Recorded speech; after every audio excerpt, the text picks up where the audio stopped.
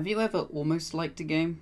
You know, when the gameplay is fun but the controls don't feel right, or that one enemy type makes you sigh in frustration every time you see it? It can be irritating to find something so close to what you want to play, but it just misses the mark. Many people who run into this sort of thing will either write off the game and move on, or push through these problems to enjoy the parts of the game they do like. Others, though, look at where the game is missing the mark and try to work out how to fix it. They might end up pitching a solution on a forum, making a video essay, or even modifying the game itself to fit their liking. Talking about more popular games can be a contentious topic, and nothing can be as contentious as criticizing some of the most popular games ever made. The titans of the industry are titans for a reason. Many have tried to replace them, but again and again they've proven themselves unconquerable and show no signs of being replaced. These games are all fascinating in their own right because of all the elements that had to come together for them to be as successful as they are. They all stand for their own reasons, and Minecraft is no exception.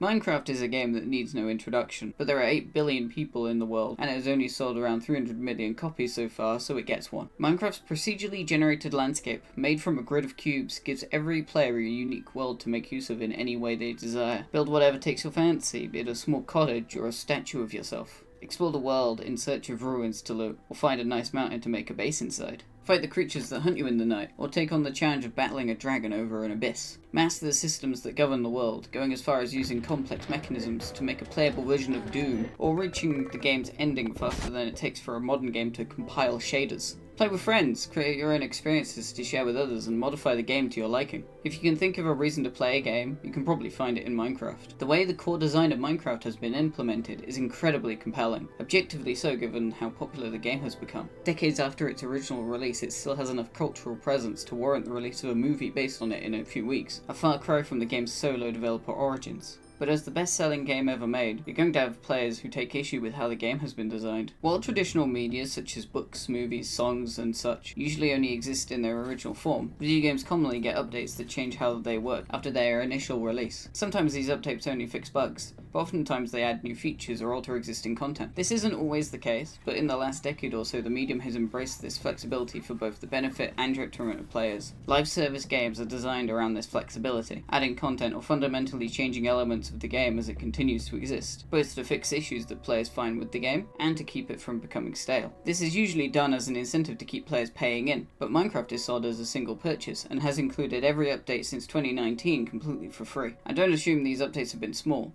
If you haven't played since Minecraft's beta, you're going to be in for a surprise. This means that while criticizing a book or movie can inform sequels or spiritual successors, games can actually react to feedback from fans and critics to retroactively change and adapt to those issues. This does encourage publishers to release games in more unpolished states, but that's a topic for another video. Minecraft already embraces this through the mob vote, which lets players collectively decide on which creature gets added to the game. The Phantom was a mistake, by the way. Some players have gone further though, turning their criticism into videos examining the game and pointing to how they think the game could be changed for the better. There have been quite a few incidents where the developers have put out a pre-release version of a game update and made a change in response to feedback, so the idea that they might actually take in suggestions and implement them isn't too far-fetched. In theory, this sounds like a healthy way a development team and a community can interact, but without proper consideration for how game development works or what makes Minecraft tick. Many of the existing suggestions are ignored simply because they either break more than they fix or are just impossible to implement. Neither side wants that, so having the insight to know what suggestions are feasible before pitching them is a benefit to both the players and the developers. So, let's talk about how video games are made. When it comes to any creative media, the audience and the creatives behind it have two completely different perspectives. When you play a game, you have your own experience with it, how much you paid to get access, and any advertising for it you saw prior. That's all you really need to know if the game is worth the time and money you put into it, and it's all that's necessary to conjure criticisms or form ideas of how it could be better designed. These criticisms could focus on issues as simple as a pivotal scene being too dark, to as complex as the addition of beds undermining the game's challenge. For the audience, that's about as far as you can go before sharing these criticisms and suggestions for improvements. But for the developers involved in the creation of the game, there's a lot more at play. Whether or not they were there from the beginning, these developers put time and money into bringing the game's vision to life, and getting as close as they can to the original concept. They took an idea in someone's head and turned it into something tangible that can be shared with others, overcoming any obstacles that come in their way. And that's the key difference. The developers witnessed firsthand the problems that got in their way. They made additions that would have elevated the game to new heights stopped short of becoming reality. The small inclusions that were intended to sell the experience which had to be cut because of budget. Much needed polish may have been put to the sidelines because they're 2 weeks from release and there are more pressing parts of the game that still need fixing. When working with publishers, they might require certain elements to be included or removed to force the game to a deadline even if it weakens the final product. An inexperienced team or an inefficient management might lose precious time and money, so development is more strict than expected when the game was originally designed. Maybe someone important left and hadn't commented their code, so you have to spend weeks deciphering it or rewriting their additions altogether. Hell, what if the game just ends up not being as fun as imagined during pre-production, and now there's not enough time to course correct? Sure, you can make a vertical slice, but there's only so much you can test in advance. And if a project runs into delays or feature creep, these issues can spiral out of control. There are countless examples of games which held potential but crashed and burned at release because these obstacles weren't handled well enough. Anthem, Cyberpunk 2077, Lord of the Rings Gollum.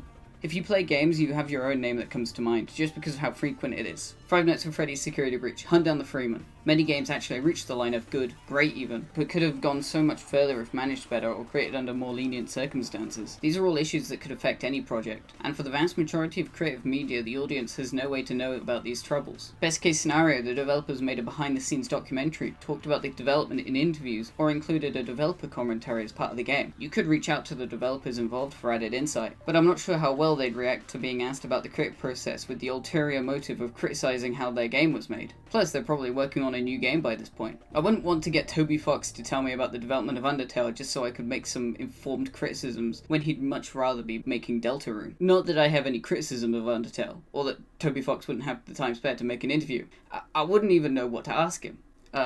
Hey Toby, is Temmie going to college canon? This doesn't really affect the criticism side, outside of knowing where the blame lands for flaws in the execution, but it's definitely worth considering when suggesting improvements. There's no point in making a suggestion that would have been impossible to implement. Thankfully, you don't need to know what exactly went on behind closed doors during development to suggest viable improvements. You just need to keep two rules in mind. The first is about scale. If you want something to be added, you're going to have to take something away. You can't just wish content into existence, you need to sacrifice something. It might be fair to say that Cyberpunk 2077 at release came short of what was advertised, but saying they should have added all the content in before releasing the game isn't fair. It doesn't take a genius to know the developers working on that game did their damnedest to try and get the game ready for release, but a deadline is a deadline. Live service games might be exempt from this, but you still need to consider the rate at which new content is being added. I'm well aware of the online sentiment towards the rate that Mojang adds content to Minecraft, but without knowing the inner workings of the company or how much vetting Microsoft demands for each new edition, there isn't much you can suggest that could improve the rate of development. I get that it can be frustrating that development feels slower than it was when it was only being made by its original creator, Hatsune Miku. But the game released in 2011 and it's just getting updates for the sake of it at this point. The second point is about mindset. Nobody intends to make a bad game. Well, except for Penn and Teller, but Desert Bus is a statistical outlier. If you can look at a flawed game and work out the original intention behind it, you'll have a much better time working out where the creators failed. You might not agree with the direction the game was meant to take, of course, but understanding why the game ended up the way it did can make your suggestions much more fitting and likely to be adapted. There is something special in that department when it comes to Minecraft though. It's an element I've seen people mention in passing, but nobody truly considers when pitching their ideas for how to redesign the game. This one aspect of the game is one of the main reasons it became as popular as it did, and why many people still play it to this day. So, what makes Minecraft so special? Why am I making such an issue out of people sharing their opinion? Well, you can thank the video Minecraft's Exploration Problem by Jet Starfish, and the curious reaction people had to it. Now, this isn't about the video's content itself, that's already been done to death, and if I wanted to talk about paid mods, I'd rather do so by talking about Bethesda's escapades with the Steam Workshop. What is important though, is how everybody who has involved themselves with this video, and by extension almost everyone who has suggested fundamental changes to the way Minecraft works in their own video essays, looks at the game. All of them, intentionally or not, build their criticism around their own view of what the point of Minecraft is. Are any of them wrong? No, but almost all of them give a different answer. The game needs goals, right? So there's a health bar, and dangers presented by the dark, which isn't always avoidable. We need shelter, that's our reason to build. And we need tools, gear, that's our reason to mine. It's a sandbox where you can build whatever you want, which adds a pretty much infinite amount of replayability. Things like Guardians and the Warden are cool, but there's no real reason to seek them out. Most features added to the game nowadays are just meant to stall the player, rather than having a meaningful purpose. The real point of Minecraft is exploring the world, gathering resources, and crafting the materials required to build things exactly how you want to make them. It's stuck between being a do-anything-you-want sandbox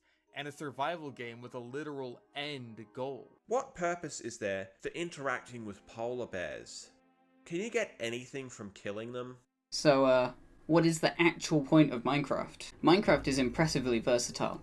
and that versatility opens it up to appeal to so many different styles of play. Many games exist that cater to the different playstyles that Minecraft appeals to, but the game is only as successful as it is because of how well it struck the balance between them. The content creator Whitelight strikes this topic when making his second video on the topic of redesigning Minecraft, responding to the reaction some people had to his original video. There are those who view Minecraft as a game, and there are those who view Minecraft as a sandbox. Or to put it into more technical terms, there are the extrinsically motivated and the intrinsically motivated. He presents it as a linear spectrum, intrinsic and extrinsic motivation, which, while adequate for the point he was making for people play for different reasons, is fairly simplistic. Player motivation is less like a linear spectrum and more like a graph. Quantic Foundry has done a lot of research into the topic of player psychology, especially into what motivates players. They offer a gamer motivation test that you can take yourself, which I'd recommend doing as it only takes a few minutes and is quite insightful. Their gamer motivation model lists 12 motivations, which are put into 6 pairs: action, social, mastery, achievement, immersion, and creativity. These areas aren't exclusive to each other. In fact, I fit into almost all of them myself. I don't care about comparing equipment stats though, but that doesn't stop me playing Borderlands or Baldur's Gate 3. These areas manifest differently for each person. Some immerse themselves by becoming invested in the game's story, while others do so by investing themselves in the role they undertake during play. Minecraft's core design and how it has expanded over the years have allowed it to appeal to the majority of these motivations. We need more specifics though, and where better to start than what the game is best known for. In a sandbox, creativity is king. Minecraft lets players express themselves creatively in many ways, but the strongest is the visual aspect. The voxel format of the game's world is perfect for recreating art or even scaled up copies of the game's own assets, the most common being the player's own character. Other sorts of builds can be made, ranging from a small house to a one-to-one copy of Middle-earth. Creative mode offers artistic players all they want to make whatever they desire, and every update comes with new block types to add into their builds. Sometimes creativity is taken from the freedom to go in any direction you want at any time. Feel like exploring the procedurally generated wilderness today? Go ahead. Want to tame some livestock and plant some crops? Sure, why not? Got the urge to fight your way through a stronghold or trade with villagers or create a contraption that automates an otherwise tedious task? Take your pick, because the world's your oyster. There are similar games that offer this sort of creative freedom. When it comes to artistic freedom, you have tools that let you experiment, like People Playground, The Sims, or Prison Architect, or Powder Toy. It's not in the script. I don't know if it exists anymore. If you're looking for the freedom to do whatever takes your fancy, Grand Theft Auto 5 and The Elder Scrolls 5 Skyrim pretty much let you loose in the world early on, and have many experiences to choose from. You can just steal a tank or get into a fight with the Whiterun guards if you really want to. But while having a sandbox where you can make whatever you want is great and all, what if you prefer not to be given everything you want on a silver platter?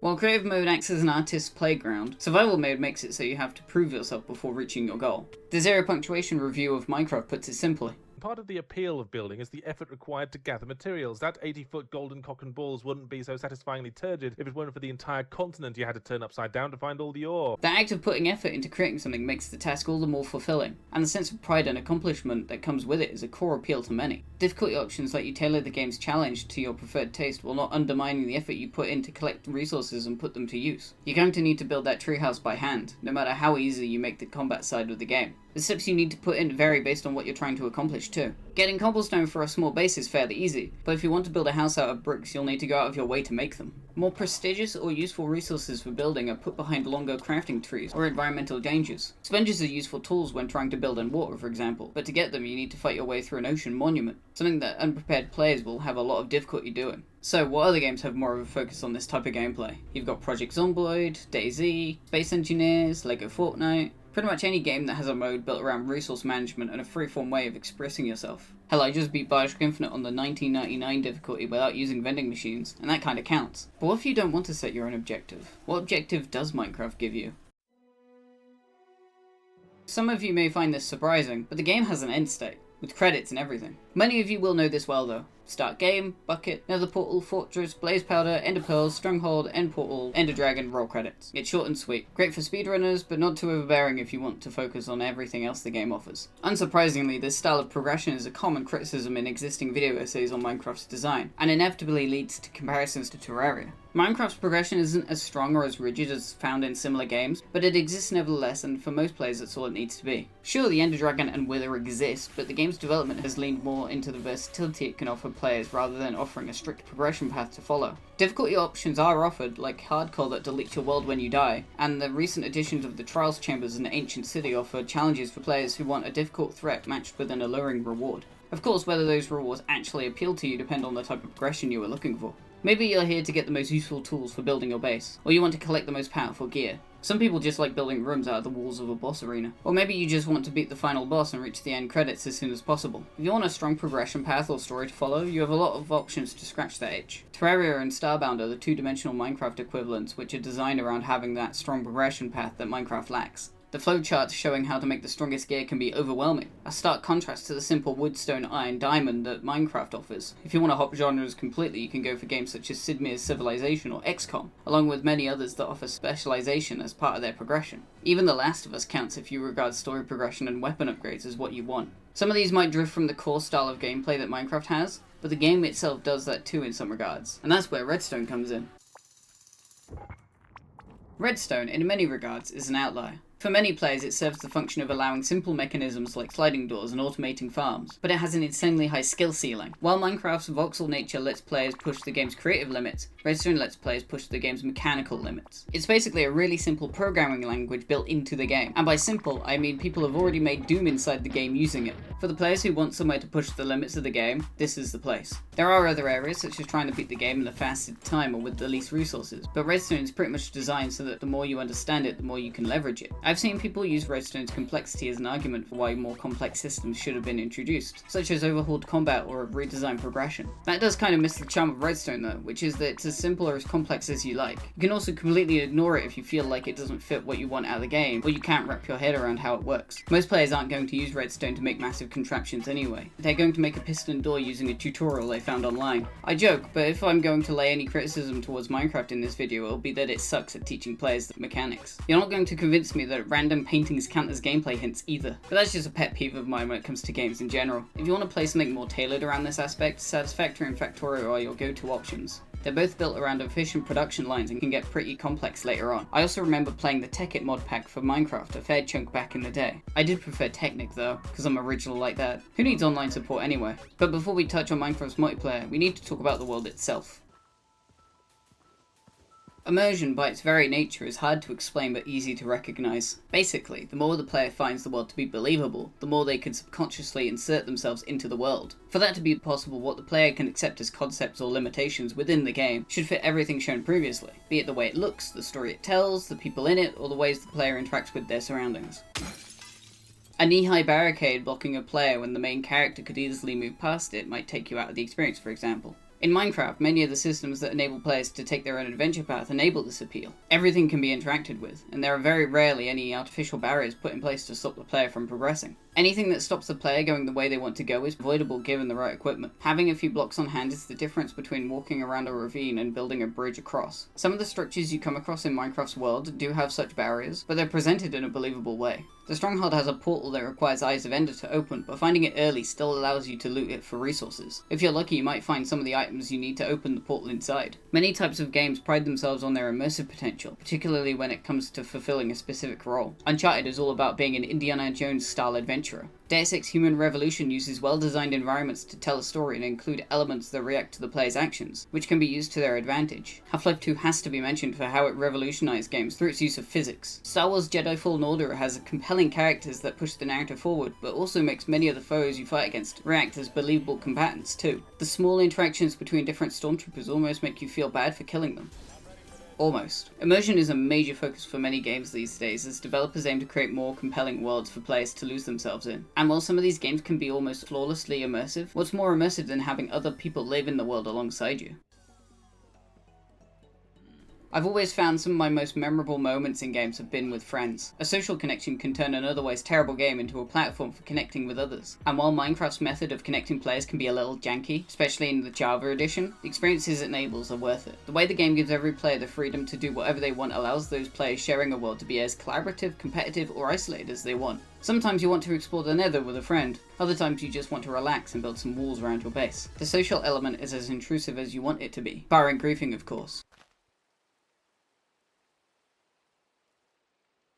And that's without considering the user-made experiences designed for people to play together. These appear in the form of mini-games like Hunger Games and Bed Wars, but can range to full experiences such as Skyblock, Mind Z, and Hypixel. This user-generated content adds extra depth to the game that otherwise couldn't exist in a gameplay environment designed to support a single-player experience. It's a precursor to the attempts to build a metaverse as seen in Fortnite and Roblox, while feeling more akin to Garry's Mod in execution. Other games offer this sort of social platform both for players in the game and for community interaction, using their own style of gameplay as a basis. Halo Forge uses the features made for the original games to allow players to create their own game modes. I remember me and my brother playing an infection map called Ghost Train back in the old Xbox 360 days. I wish I could find footage of it, but there's no record of it online that I could find. That's just an example, but any game with multiplayer functionality could fit here really. Hell, even games made to be single player can be enhanced with friends, either as a spectator sport or through collaborative opportunities such as puzzle solving. You could even have each person voice a different character during dialogue. Point is, some games don't need the type of integration that Minecraft has to be fun with friends, and the fact it encourages players with different playstyles to play together makes it much stronger as a social venue. For friends who want to hang out in a game but have vastly different interests, this is a rare offering and not something accomplished by any other game. Even games like Fortnite, Roblox, and Garry's Mod segregate their different appeals to separate game modes. The way Minecraft is able to mesh these experiences together is special, and it's impressive that it's still getting support all these years later.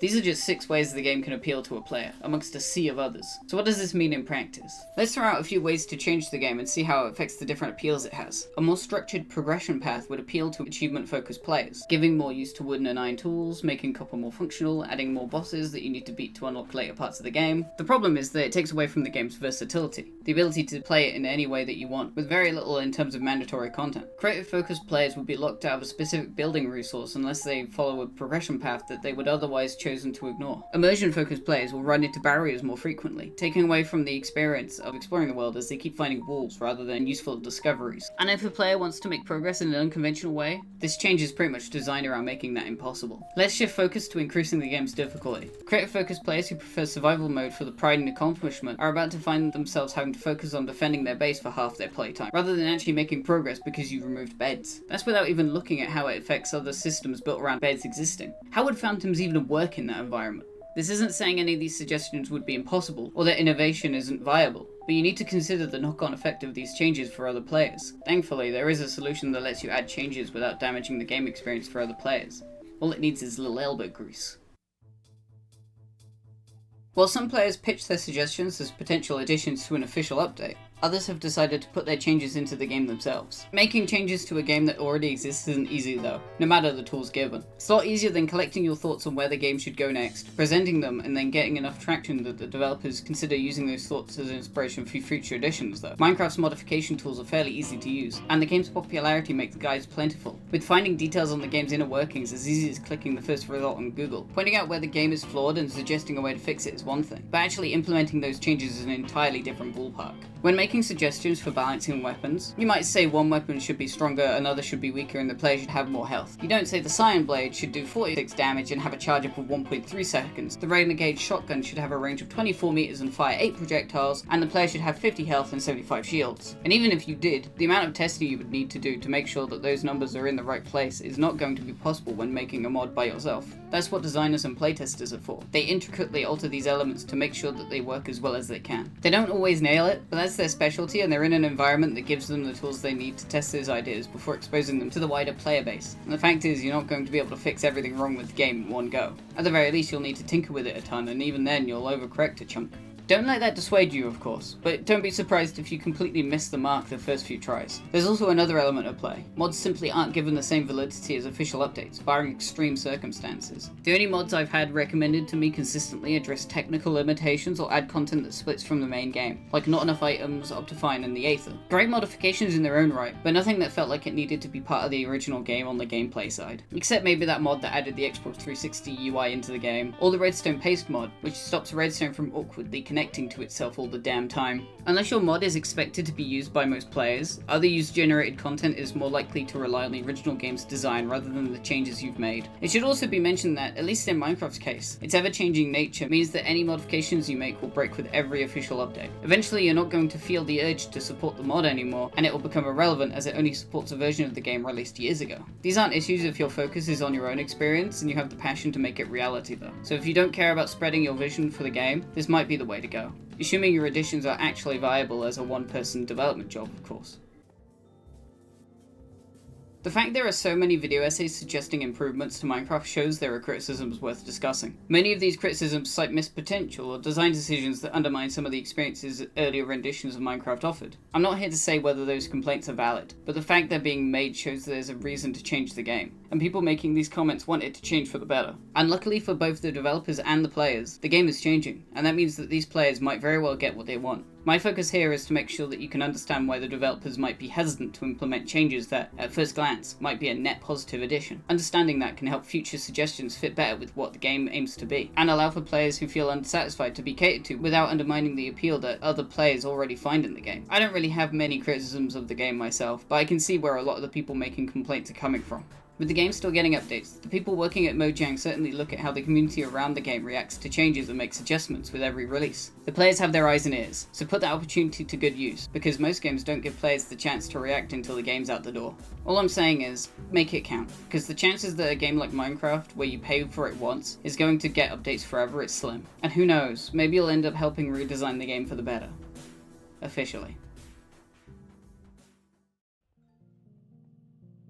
I guess this was technically a video essay about video essays, so hopefully you enjoyed the video essayception. While I did reference other people's content, I tried my best to use it as a jumping off point for a related discussion, since my intent is to inform rather than name and shame. Don't get me wrong, I could have made a polite rebuttal to some of these ideas I saw while doing research, but I feel that would have detracted from the point of the video. The video is more about the relation between developers and players, and not the morality of paid mods anyway.